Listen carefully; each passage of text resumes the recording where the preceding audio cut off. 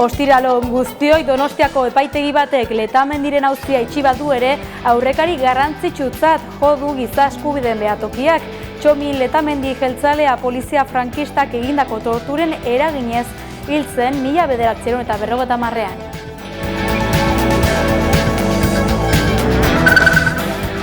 Gernikak 1957ko apirilaren 26ko bonbardaketa faxista oroitzeko ekitaldiak abiatu ditu. Gernikak 1957ko apirilaren 26ko eraso faxistak oroitzeko ekitaldiak memoriaz, diplomaziaz eta aktivismo zibikoz betetako egitarau batekin ospatuko ditu gaur eta bihar.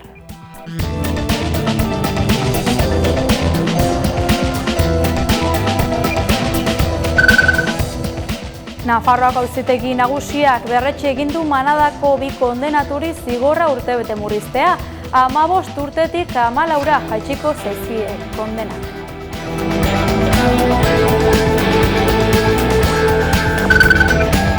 Bridgestone faktoriako langileek Europako Parlamenturako bidaia hilaren 29an eta 4 greba egun gehiago egingo dituzte. Horrela erabaki dute gaur Basaurin 5. greba egunarekin batera egin duten langileen asanblada.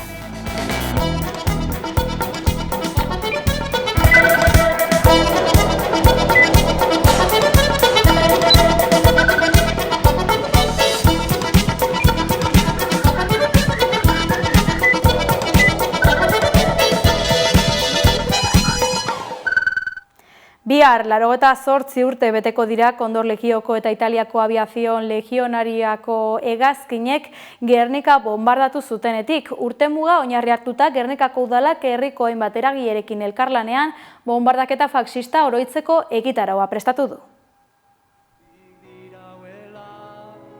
88 urte beteko dira apirilaren 26an Kondor Legioko eta Italiako Aviazion Legionarioko hegazkinek Gernika lumora 5.761 bomba jaurti eta 100 herritar erail zituztenetik. Urtemuga ardatz Gernikako udalak herriko hainbat eragierekin elkarlanean 1957ko apirilaren 26ko bonbardaketa faxista oroitzeko egitaraua osatu du. Urte berezia da aurtengoa, izan ere 88. urteurrenak Nazio Batuen erakundeetako asanblada orokorrak izendatutako konfiantzaren eta bakearen nazioarteko urtearekin bat egingo baitu. Gaur apirilak 25ekin dioten nazioarteko ekitaldiari egun osoan Lizeo Antzokian izan diren bai inguruarekin. Buruzagi erlijiosoak, gizarte zibilek ordezkariak eta politika arloko pertsona ospetsuak izan dira bertan. Lizeo Antzokian eginiko nazioarteko mai inguruez gain, Jose Labauria 1957ko alkateari, gudariei eta George Steer kazetari britainiarra omendu dituzte, eta udaletxean Auschwitzeko adiskidetasun ekitaldi simboliko bat egin dute. Eta egun amaitzeko Amos Gitai zinemabilaren Why War dokumentala proiektatu da. Ekitaldien barruan 2025ko bakearen eta adiskidetaren aldeko Gernika sariak ere banatuko dira bonbardaketaren urteurrenaren egunean. Aurten sari horiek Nazio Batuen erakundeko idazkari nagusia Antonio Guterresen eta Argentinako auzitegi antropologia taldearen lana aitortuko dute, nazioarteko justiziarekin eta Latinoamerikako zein munduko beste leku batzuetako desagerpenen biktimen memoriarekin duten konpromisoagatik. Era berean, bonbardaketatik biztirik atera zirenei omenadia egingo zaie. Ohi legez, sirena hotsak entzungo dira larun batean herrian zehar, arratsaldeko 4:00 gutxitan. Lore eskaintza egingo da zaioko hilerrian eta kale antzerkia izango da Gernika garretan antzezlanarekin. Gainera, kandelekin martxa bat egingo dute hiriko kaleetan zehar. Itxaropenik badela, keak oroitzen digu, herria bizirik dela. Osakidetzan euskarazko komunikazioa errazte aldera simboloa jarriko zaie ospitalizatutako pazienteen identifikazio eskumuturrekoetan. Osakidetzan euskarazko komunikazioa errazte aldera simboloa jarriko zaie ospitalizatutako pazienteen identifikazio eskumuturrekoetan. Hala, euskara lehentasunezko hizkuntza gisara hautatua duten pazienteek profesional sanitarioekin euskaraz errazago jarduteko beste tresna bat izango dutela nabarmendu du Eusko Jaurlaritzako osasun sailak. Azaldu dute identifikazio ikurra L-E izango dela eta azpian euskaraz legenda duela. Eskumuturrekoetan datu pertsonalak, hala nola izena, abizenak, jaiotze data eta historia klinikoaren kodea jasotzen dira. Orain arte, 370.000 paziente izan dira euskara lehenetzi dutenak.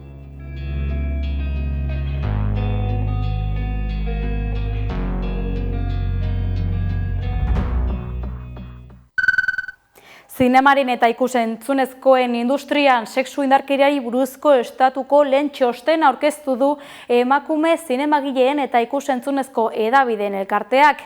Datu kezkagarriak jaso ditu, ikus dezagun sakonago. Muchísimas gracias por venir. Zinemaren eta ikus-entzunezkoen industrian sexu indarkeriari buruzko estatuko lehen txostena aurkeztu du zimak, emakume zinemagileen eta ikus-entzunezko hedabideen elkarteak. Isilunaren ondoren emakumeen aurkako sexu abusuen eta indarkerien eragina zinemaren eta ikus-entzunezkoen industrian txostenak datu kezkagarriak jaso ditu. Inkestatutako sektoreko emakumeen 63,3%k sexu indarkeria jasan du. Dokumentuan Nerea Barjolak eta Barbara Tardonek osatu dute. Bia generoan doktore dira. Esan dute txosten hau arazo historiko eta sistematikoki izildutako bat ikusarazteko premiari erantzuteko sortu dela. 312 inkesta 15 bizitza historia lau eztabaida talde eta adituei egindako elkarrizketetan oinarritzen da ikerketa. Bada inkesta egintzaileen sektoreko emakumeen 63,3%k sexu indarkeria jasan duela jasotzen da. Zigorgabetasun maila handiekin kasun 82% ez baita salatu. Bestalde ikertu dute indarkeria horiek lanaren fase guztietan gertatzen direla, kastinetatik jaialdietaraino, eta horrek zuzenen eragiten duela emakume horien osasun mentalean eta karrera profesionalean. Txostenak isiltasunaren eta zigorgabetasunaren egiturazko kultura salatzen du, errepresalien beldurrak, erakundeekiko konfiantzarik ezak eta babes mekanismo eraginkorrik ezak eutxia. Emakume gazteak, arrazializatuak, LGTBIQ+, edo kalteberatasun egoeran daudenak bereziki kaltetuak direla ondorioztatu dute. Eta beraz industrian eta erakunde publikoetan beharrezkoa dela sexu indarkeriak prebenitzeko eta horiei aurre egiteko neurriak eta protokolak premiaz ezartzea. Testuinguru horretan eraldaketarako zenbait gomendio eman ditu emakume zinemagileen eta ikusentzunezko hedabideen elkarteak. Besteak beste erakunde publikoek eta zinemaren eta ikusentzunezkoen sektoreak 10/2022 lege organikoa ezartzea eta betetzea, protokolo eraginkorrak eta nahitaezkoak implementatzea. Zinemako eta ikusentzunezkoetako emakumeen lan eskubideak bermatzea eta babestea, berdintasunen eta sexu indarkerian espezializatutako prestakuntza sektore osorako lan ikuskaritza indartzea eta azkenik behatokia kanpaina publikoak puntu moreak eta laguntza sareak sortzea. Muchas gracias, compañeras de CIMA, por hacer historia con este informe.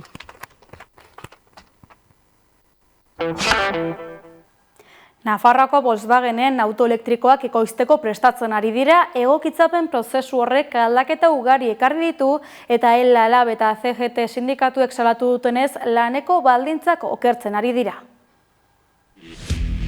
Asteazken honetan, ELA, LAB eta CGT sindikatuak Nafarroako Volkswagen fabrikaren aurrean bildu ziren, karrozeriei eusteko jarritako kako berriak kentzeko eskatuz. Sindikatuek salatu dute berrikuntza honek lanpostu askoren ergonomia okertzen duela, eta langilei lesio muskuloeskeletikoak eragin diezazkiekeela.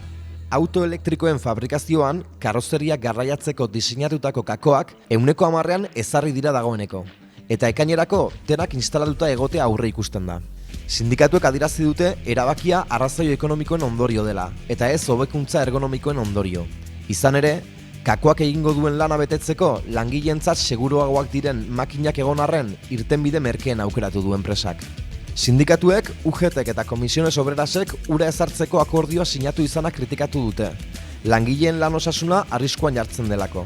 Eta ibilgailu elektrikoen ekoizpenak kalitatezko enplegua eta langileentzako baldintza seguruak bermatu behar dituela defendatu dute.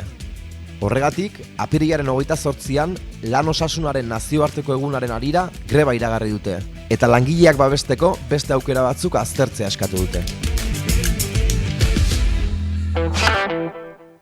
Eta elkartasun jaialdiei begira, Tortxurrok jaialdian izango diren artista gehiagoren berri eman dute.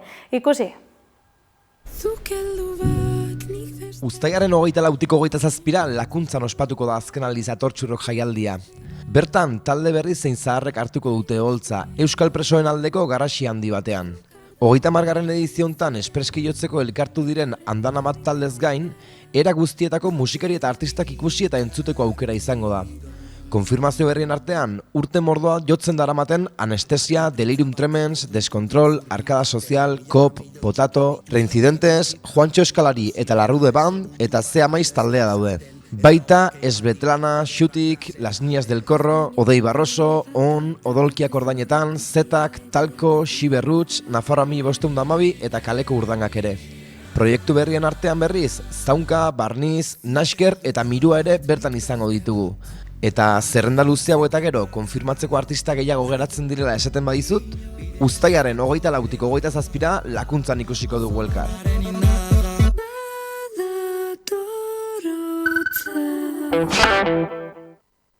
Gernikako Bakearen Museoak Gernikako bonbardaketaren 88. urteurrena dela eta hainbat ekintzen berri eman du asteotan. Antolaturiko egitarauaren parte da museoan izango den aldi baterako bandera txuria Futuro Damnatio erakusketa Fernando Sánchez Castillo madrildarrak sortua.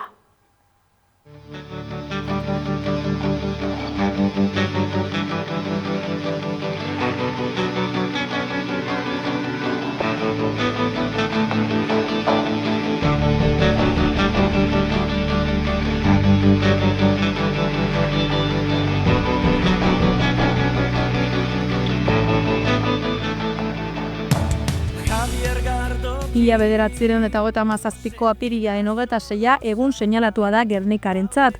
Aurten 88 urte bete dira Alemania nazioaren Kondor Legioko hegazkinez eta Italiako abiazio faxistarekin batera Gernika guztiz suntsitu zutela. Bonbardaketa horrek bidea ireki zien ondoren Bigarren Mundu Gerran egin ziren populazio zibilen aurkako bonbardaketa masiboei. Gernikako Bakearen Museoak 1988tik darama bake kultura eta memoria ardatz, Gernikako bonbardaketatik bizirik atera ziren gizon emakumeek transmititutakoari, testigantzei, ezazteko nahiari eta gertatutakoa eta ikasitakoa belaunaldi berriei transmititzeari balioa ematen. Eta urte osoan lantzen duen gaia bada ere, urteurrenari begira jarduera bereziak antolatu ditu. Antolatutako ekintzen artean dago Fernando Sánchez Castillo madrildarraren barakako erakusketa, bandera zuria Futuro Damnatio izena duena. Diruditena ez diren simboloz beteta dagoen erakusketa gisa aurkeztu dute obra gutzoa. Fernando Sánchez Castillo artistak oroimena, boterearen irudikapena eta artearen historiarekiko harremanaren bueltan sortu du lana. Obrak simboloen eraikuntza eta suntsipenari buruzko ikuspegi desberdinak eskaintzen ditu, baita sinboloi lotuta beren defentsarekin eta desagertzearekin hazten diren mitoi buruzkoak ere. Gerra zibilarekin, frankismoarekin, herritarren moralarekin, bakenaiarekin edo artean historiarekin lotutako simboloak aldatu egiten dira erakusketa honetan, omenalditik, performancetik, babesetik edo jabetzetik igarotzen diren lengoaia desberdinetatik. Berrikuspen hori etorkizuneko damnatio edo kondenaren aurkako antidoto gisa agertzen da, hau da, bizitzarik gabeko sinbolen ezarpenegatik kondenatutako etorkizunaren aurkako antidoto gisa.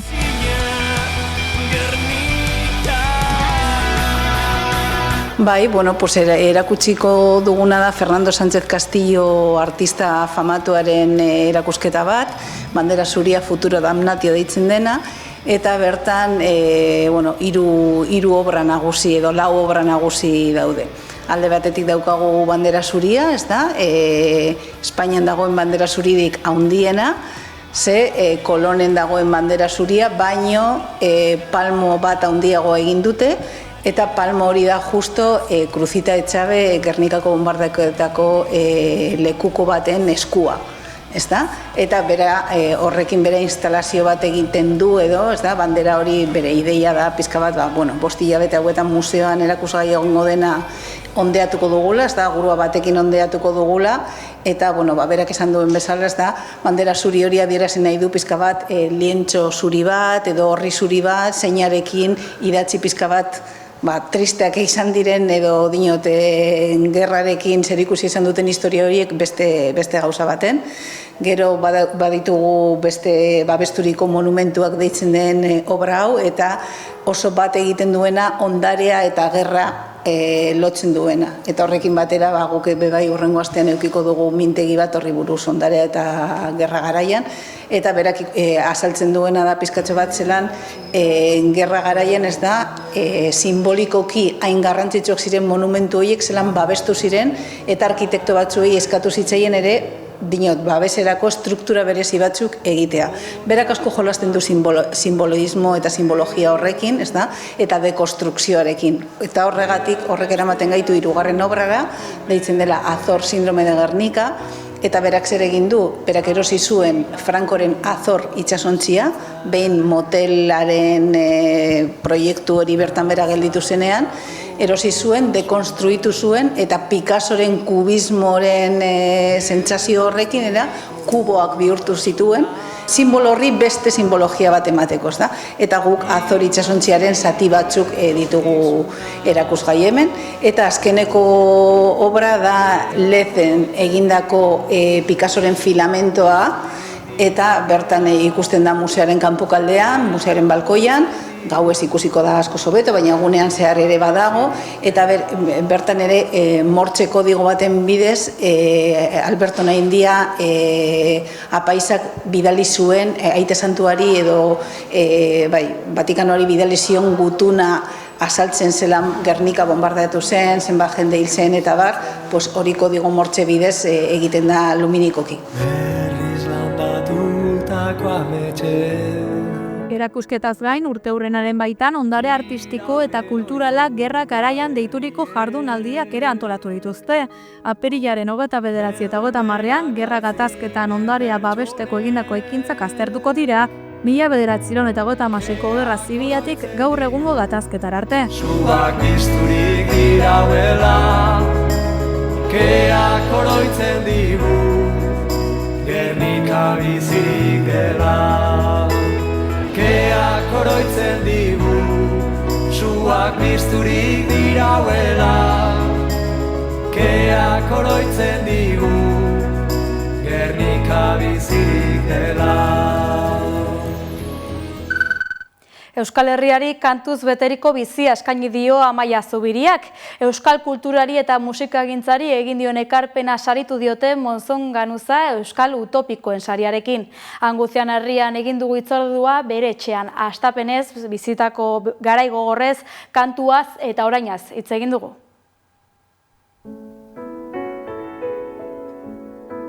Amaia Zubiriak Euskal Herriari kantuz beteriko bizia eskaini dio. Euskal kulturari eta musikagintzari egin dion ekarpena saritu dioten Monzon Ganuza Euskal Utopikoen sariarekin. Anguzian herrian egin dugu hitzordua bere etxean. Donostiako eta Usurbilgo Zubieta auzoan jaio zen 1957 urtean.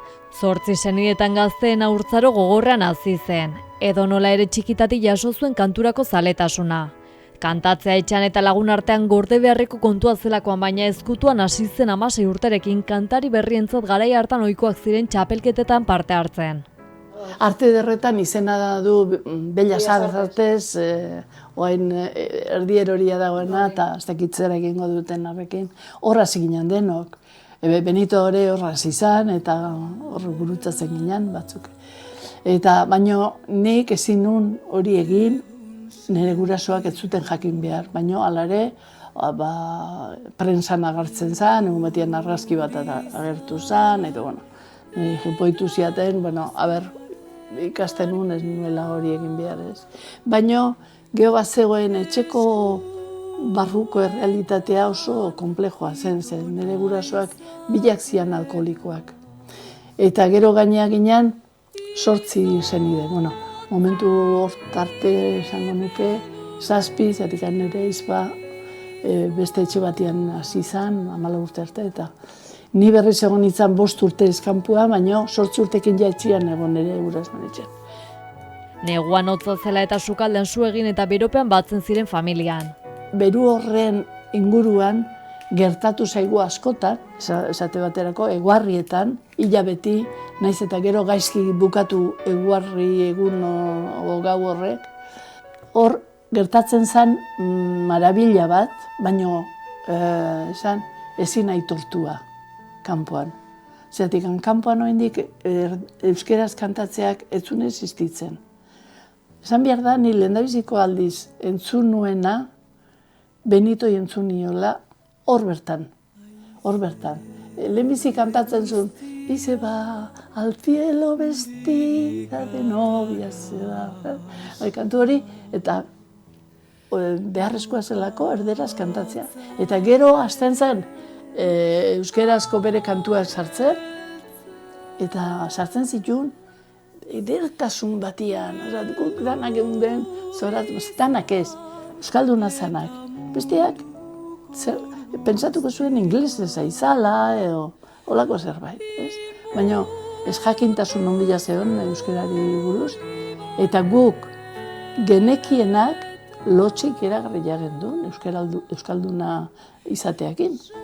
Ez genekin horrekin zer egin, eta oso gogorra da guk etxian etziguten prestatu ezertarako, zentzu horretan, baino kantun bai, Zubietako tabernan ere ateak bersuak egiten zitula, bazekiten. Baina nik, euskeraz kantatzen nunik, inork ez egin. Nik kantatzen nun kubanoz, esate baterako. Horrekin irabazi nun gauza bat, eta bestian bigarrena, baina nik banakin lehendabiziko saria sekulan ez nule irabazi behar. Nire onbeharrez, esan horregatik ezin nun. Horregatik eta bestiako behu ez dielako ere bai. Baina nik gero jakin dut eta gero ikusi dut banekiela zenbait gauza korregitzen edo egiten ikasi nun nik neuk beti jakindu dut, ez dakit oso intuitiboa izan naiz oso idagrako. Baina banakin behin eraman nun nire enfermera, beti esatez zion eramai. Isidra, usted a esta niña le tiene que enseñar música, si no irá al infierno. Eta nire ama beste aldea behiratzen zuen, dezen, sí, no tengo otra cosa que hacer. Eta nire ama kantatzen zuen, potentea zan. Eta hatiak etzun alako abotsa, baina polita bai. Eta beti afinazioa, Eta igual harrek horregatik izaten zuen, eskola, bersolari eskolak, baina berezkoik ezaukanak, ez izaiola bersolari jairitzen. Zakin dena ere, Gero zer izango zanda hori dena, galdu zuen eratiak, baina hori izatezun, beak berezkoa baizauken, eta ondo kantatzen du. Bueno, orduan, horiek alde batetik maite genitun, da gorrotatzen genitun, era berean nik, besteak ez egin, baina hala zen. Eta oso berandu piztu zitzaidan nire amaren familian oso abertzalia zion denak, eta nioñostin egiten bainun lana, eta pelukera bainitzean da. Nahi nun oso fina izan da, naiz eta gero azkenean denak esaten zuen, bai acento que tienes Amaia. Hoi esaten zuten, mi amorro bat ematen ziren. Nik acentoa? Bueno, hola. Oz izan zen, gu oso kolaboratzaileak izan geha. Nire adineko personak eta oso kolaboratzaileak. Segitu, haundiak izan nahi gendun. Zer izan nahi da haundia izatean da? Ez genekien zer izan nahi gendun, haundik. Zeratik, zuek izan hitz egiteko, danetatik hitz egiteko, danetatik idazteko, oizan erderan sartzeko, ez gen naukan eskubidek etxian erderaz hitz egiteko. Eta hori, nik ez dakit nola gorrototik maitasunea pasan nintzen, zetik ez da modu berena nire ustez, hola maitatzeko ez errez, ez maitale bat eta ez euskera. Garai gogorrak bizi izan zituen Amaia Zubiriak, baina aldi beren kantuari eta euskal kulturari ekarpena egiten jarraitzen zuen. Txomin Artola ezagutu zuen 70ko hamarkadaren erdialdean eta haizea taldean jardun zuen. Haizeak ezagutarazi zuen Amaia Zubidiaren ahots garden eta sentikorra. Dena den bere disko eta kantaldiez gain ez da zaila bere ahotsa 80ko hamarkadako disko askotan topatzea. Egun kantatzen jarraitzen duela esan dugu, baina kantuak egin duela egin beharrekoa. Kantuak egin du. Ja, egon naiz 2 urte baino gehiago ahotsik gabe, illa. Adrenalina egiten baldin badet, hau da, zerbait gertatu eta juten naiz eta teatzen naiz holtzan gainera eta hola, egiten zait adrenalina. Eta adrenalinak segitzen jartzen du. Martxan dana, Da droga gogorrena. Bueno, nik izan sekulan ez dut hartu besteik eta hoi izan da niretzat droga bat. Lehenko egunean, saria bilako nintzen nian, zehoz esan kantatu nuen ala, pixkat hasi nintzen kantatu, eta esan duen, badaukata hautsa. Bai, hasi zait, ez dut behartu nahi, ez dut behar bat egin nahi horrekin, baina ez dut izan, ez dut euki. 2 urtez, hasieran desesperagarria zen.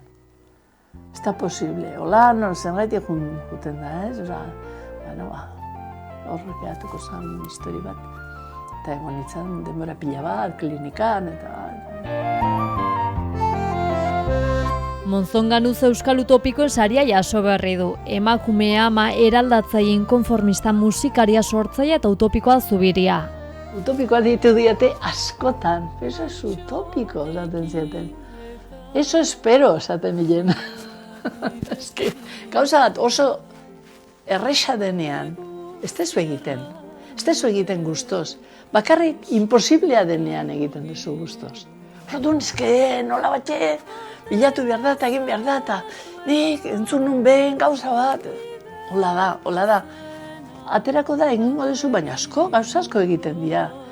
Utopikoa diruditenak eta diruditen bitartean dira utopikoak. Egiten balima dituzu, ja ez dira. Realitatea utopikoa. Ez da posible? Gu zer dakigu. Gu zer dagoen beste aldian. Gu zer dakigu zer zulo beltzetan zer dagoen. Ja, kuriosidadea ere sartzen hasi zaite, nahi. Laster jakingo dugu. Bizitza osoa kabi baten bila izan da Amaia Zubiria eta lortu du egin du bere kabia Anguzianan.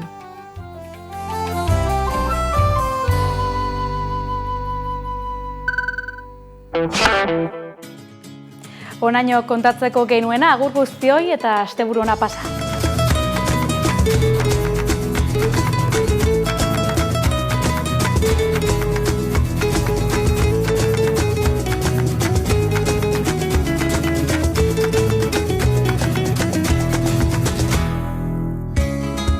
Hoy va a ser un gran día, leioa zabaldutan, eguzki argia. Como brilla. Café y bollicao, trajecito bien puesto y a esperar que viene mi novia. Tocan el timbre corricano, ay qué ilusión que llevo esperándola. Hazte guztia.